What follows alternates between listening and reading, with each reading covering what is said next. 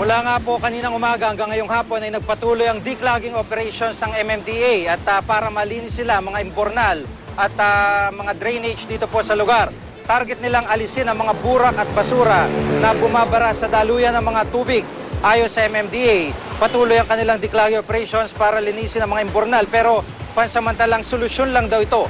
May long-term daw na mga proyektong DPWH para i-upgrade ang maliliit na drainage pero aabutin pa raw ito ng hindi bababa sa 2 taon. Importanteng maisaayos ang drainage system dahil kung hindi, mauulit at mauulit ang ganitong mga pagbaha sa lugar. Sa puntong ito, makakasama po natin si Engineer Pedro Bulosan, ang head po ng Special Projects ng DPWH. Magandang hapon po sa inyo, Engineer. Good afternoon po. So sa ngayon po, after ng declogging ngayon, ano pa yung susunod na hakbang po ninyo? Bali sa ngayon po, ang nagbigay ng pondo sa Presidente para i-rehab yung mga pumping station natin. Kung makuha nyo kanina, yung kagabing ulan, napakalakas po yung intensity, 74 mm per hour. Kaya to drain that intensity of rainfall, it will take us 5 hours to drain para mawala.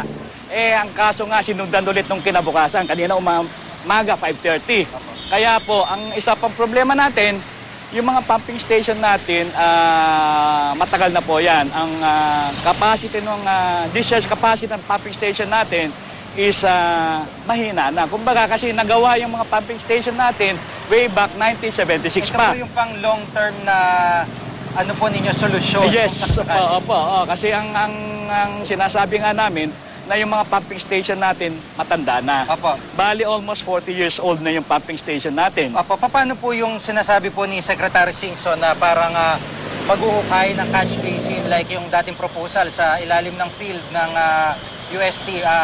Kailan nyo nakikitang itutuloy po itong ganda mga Ang pagkaalam ko po ron, base ron, alam ko hindi po pumapayag ang UST. Ang kuha ni Secretary dyan is ang pinapagawa sa amin ngayon, yung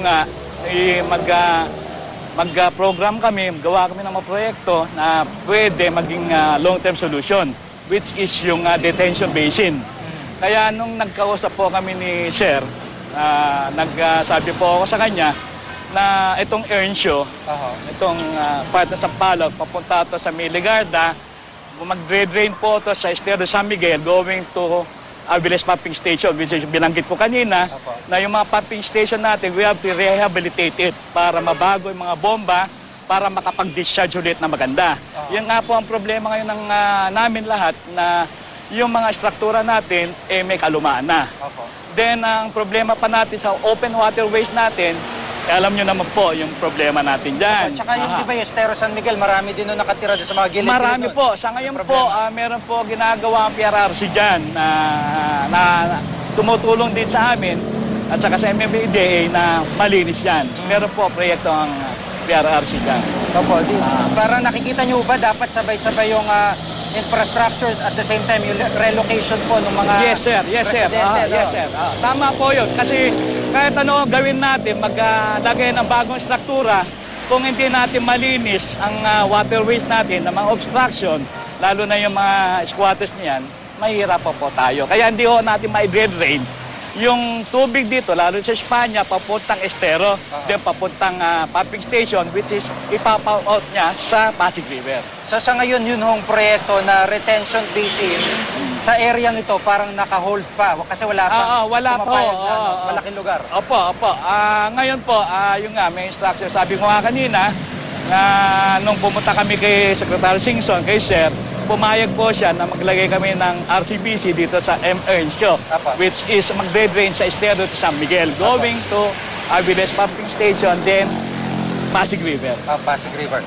Panguling salita po, ano po yung paalala nyo sa mga kababayan natin, mga residente po nakatira pa rin sa mga waterways sa gilid nun? Ano po yung mga paalala sa kanila? Ang pang ko lang po, doon sa mga nakatira, sana po makisa sa amin na talaga kailangan po natin ma-clear yung waterways natin. Ang isa lang po ang masasabi ko, iba ho kasi ang panahon natin ngayon. Yung intensity po ng rainfall natin ngayon mas malalaki kaysa ng mga unang panahon. Ang intensity of rainfall natin ngayon, kanina 74 mm. It will take almost 5 hours to drain it. para ipump up po sa Pasig River. Then, kinundan pa ng kasunod na ulan Oho. ng 5:30 hanggang 7. Talagang babahin. Kaya ang babahin. Pero kanina, at least nakita nyo naman, no, madali rin nawala. Kaya nga, ang kailangan lang natin ngayon, i-rehab natin yung mga dati struktura natin, lalo na pumping station. Tsaka talagang disiplina lang, Yes, sir. makikipag-kooperasyon, Yes, sir. Yes, tulungan sa pagtatapon ng basura. Yes, sir. Apo. Maraming po salamat si Okay, pa. Engineer Pedro Bulosa ng head po ng Special Projects ng DPWH.